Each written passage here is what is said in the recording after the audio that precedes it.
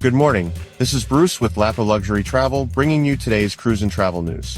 Our top story today comes from Cunard. The Queen Anne is facing a delayed departure from Southampton as the ship undergoes an extensive deep cleaning before welcoming its next guests. In Alaska, Holland America's Noordam experienced weather-related issues while anchored in Nome. Dense fog rolled into the area, temporarily stranding some passengers ashore and contributing to a minor tender accident. Fortunately, no injuries were reported, and operations resumed once conditions improved.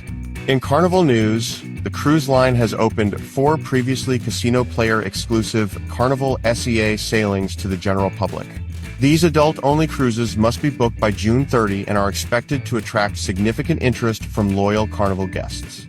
And finally, in resort news, a massive fire swept through the Viva Dominicus beach by Wyndham Resort in the Dominican Republic on Friday. Nearly 1,700 guests were evacuated from the property. Local reports indicate one tourist lost their life and several others required medical attention.